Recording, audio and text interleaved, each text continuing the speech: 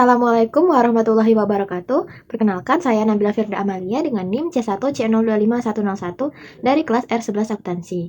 Yang saya hormati Bapak Dr. Wirmi Eka Putra, SE MSI, dan Ibu Nyimas Dian Mensyaro, SE MSAK selaku dosen pengampu mata kuliah perpajakan. Baik, pada pertemuan ke-11 ini, saya akan membahas tentang pemahaman perhitungan pajak dan penggunaan norma perhitungan pajak. Langsung saja kita masuk ke materinya.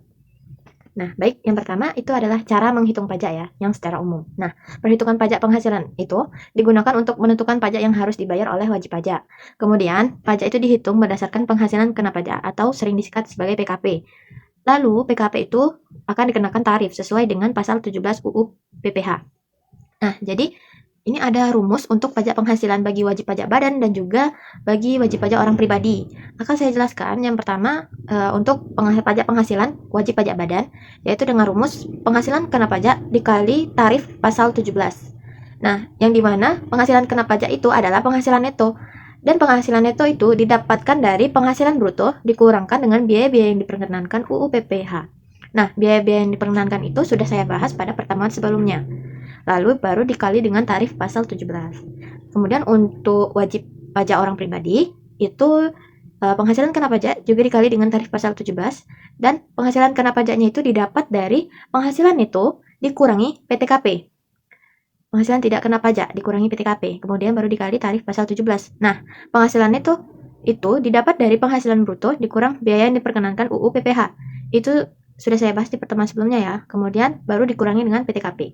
Lalu barulah dikali dengan tarif pasal 17.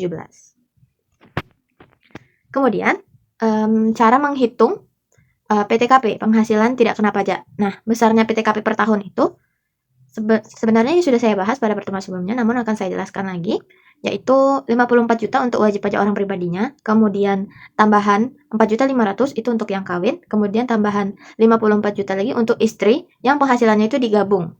Dia tidak dari satu pekerjaan dan tidak terikat usaha suami, itu boleh digabung ya penghasilan istrinya. Kemudian tambahan 4.500.000 per tanggungan. Nah, maksimal itu tanggungannya 3 orang.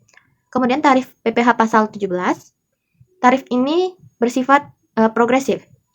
Kemudian semakin besar penghasilan maka semakin tinggi tarif. Maksudnya progresif yang tadi itu adalah dia berlapis gitu. Nanti akan kita masuk ke contoh soalnya. Kemudian dikenakan berdasarkan penghasilan kena pajak PKP. Nah, ini adalah tarif pasal 17 bagi wajib pajak orang pribadi. Yang pertama, 0 sampai dengan 50 juta itu dikenakan tarif 5%. Kemudian 50 juta sampai 250 juta itu tarifnya 15%, kemudian 250 juta sampai 500 juta itu dikenakan tarif 25%, dan yang terakhir adalah 500 juta atau lebih gitu ya, itu dikenakan tarif 30%. Nah, kemudian tarif PPH pasal 17 untuk wajib pajak badan, itu tarif PPH-nya itu dahulu itu 28%, namun sejak 2010 sekarang itu menjadi 25%. Kemudian untuk perusahaan yang perseroan terbuka, jika dia memiliki minimal 40% saham di bursa, itu akan mendapat tarif 5% lebih rendah dari tarif PPH badan. Kemudian untuk wajib pajak badan dengan peredaran brutonya itu 50 miliar, itu mendapat pengurangan tarif. Kurang dari 50 miliar sampai 50 miliar itu mendapat pengurangan tarif 50%.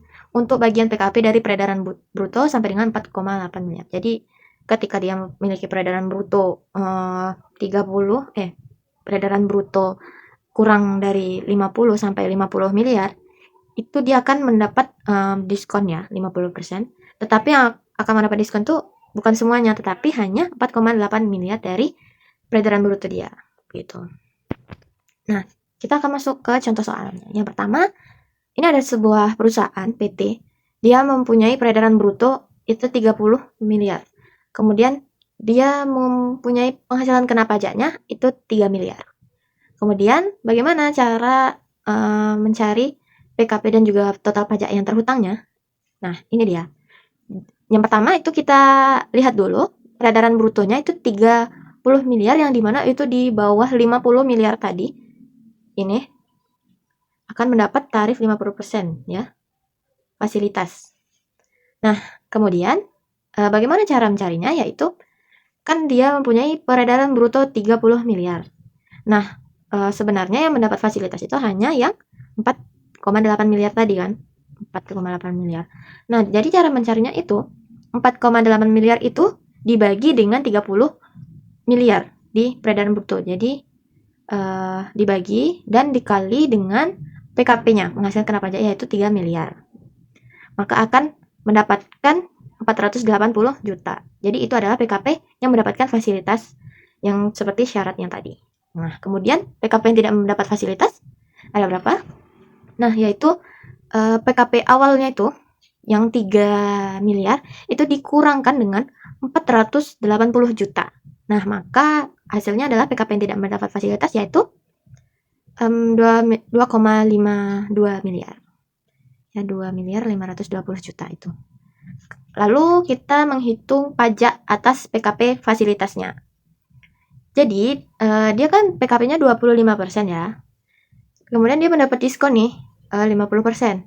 Artinya, dari 25% tersebut, itu pajaknya 25% mendapatkan pengurangan tarif 50%, artinya 25% dibagi 50%, itu hasilnya adalah 12,5%. Nah, itu dikalikan dengan PKP yang mendapat fasilitas tadi, diskon tadi. Lalu akan mendapatkan hasil 60 juta. Kemudian, pajak atas PKP non-fasilitas yang tidak mendapat fasilitas, itu tetap tarifnya normal, yaitu 25%. Itu dikalikan dengan PKP yang tidak mendapat fasilitas tadi, yaitu 2,52 miliar tadi, akan mendapatkan hasil 630 juta. Kemudian, total pajak yang terhutangnya, itu pajak atas PKP fasilitas dan pajak atas PKP non-fasilitas itu dijumlahkan, yaitu 60 juta ditambah 630 juta akan menghasilkan total pajak yang terhutang yaitu 690 juta. Jadi seperti itu mencarinya. Nah, ini kemudian untuk wajib pajak orang pribadi di dalam negeri, dia mempunyai PKP pada tahun 2016 yaitu sebesar 241.850.600. Hitunglah pajak penghasilannya, PPh yang terutang dan juga total pajaknya. Nah, jadi yang pertama, PKP-nya itu kita bulatkan saja supaya lebih mudah. Dari 241.850.600 itu kita bulatkan jadi 241.850 ribu saja. Kemudian PKP-nya itu kan bertingkat ya. Jadi 241 itu kita buka yang tarifnya tadi nih. Tarif PPh untuk wajib pajak orang pribadi itu dia berarti ada di baris yang kedua ya, yaitu yang dikenakan tarif 15%. Maka sebelumnya adalah dikenakan tarif 5%. Jadi 50 jutanya itu dikenakan tarif 5% dahulu. Jadi pertama 241.850 itu pertama-tama diambil dulu 50 juta, lalu dikenai tarif 5%. Sehingga pajaknya menjadi 2.500.000. Nah, kemudian sisanya dari 241 sisanya itu 191.850 itu dapat dari mana? Itu dapat dari 241.850 itu dikurangkan dengan 50 juta. Karena tadi 50 jutanya udah dihitung pajaknya 5%. Kemudian sisanya adalah 191.850. Itu barulah dikenakan tarif 15%. Nah, sehingga total pajaknya itu adalah 28.777.500. 28 juta gitu. Nah, sudah. Kemudian baru dijumlahkan nih total penghasilan pajak penghasilan yang terutang, yaitu dari yang 2.500.000 tadi dijumlahkan dengan 28 juta tadi. Maka hasilnya adalah 31.277.500. Gitu. Nah, kemudian ada juga nih dengan norma perhitungan nih. Penghasilan neto itu dihitung dengan mengalihkan persentase normal dengan peredaran usaha atau penerimaan bruto selama 1 tahun. Nah, persentase normalnya itu diterapkan oleh Direktorat Jenderal Pajak sesuai ketentuan Menteri Keuangan. Jadi, kalian nanti bisa lihat berapa normanya itu di Direktorat Jenderal Pajak ya. Ini sebenarnya sudah saya jelaskan juga beberapa pengertiannya di pertemuan sebelumnya, namun akan saya ulang lagi, yaitu syarat penggunaan norma itu yaitu peredaran brutonya itu kurang dari 4.800.000.000 per tahun, kurang dari 4,8 miliar per tahun. Kemudian dia mengajukan permohonan itu dalam 3 bulan pertama tahun pajak, lalu tetap melakukan pencatatan atas usahanya, dan dia tetap melakukan pencatatan ya. Nah, kemudian bagaimana cara menghitung pajak dengan perhitungan norma? Baik. Nah, jadi caranya itu saya beri contoh di sini. Ada seorang bernama Arya. Ari merupakan wajib pajak orang pribadi dengan status K2, yaitu istri tidak bekerja. Dia sudah menikah, cuma istri belum bekerja gitu kan. Dan berprofesi sebagai dokter di Jakarta. dengan persentase norma sebesar 50%. Dalam 1 tahun, Ari itu memperoleh penghasilan bruto 500 juta. Hitunglah PKP dan juga PPh terhutangnya. Nah, cara menghitungnya yaitu penghasilan neto itu dihitung dengan norma 50%. Jadi, setelah Ari melihat di Direktorat Jenderal Pajak, ternyata untuk profesi dia sebagai dokter dan juga penghasilan bruto dia 500 juta itu dikenakan norma yaitu 50% ya. Norma ini sebenarnya tidak mesti sama, jadi di setiap daerah itu pasti berbeda gitu ya. Nah, si Ari ini mendapatkan normanya 50%. Maka 50% tersebut dikalikanlah dengan penghasilan brutonya sesuai dengan rumus yang tadi kan. Normanya dikali dengan penghasilan brutonya, maka mendapatkan yaitu 250 juta.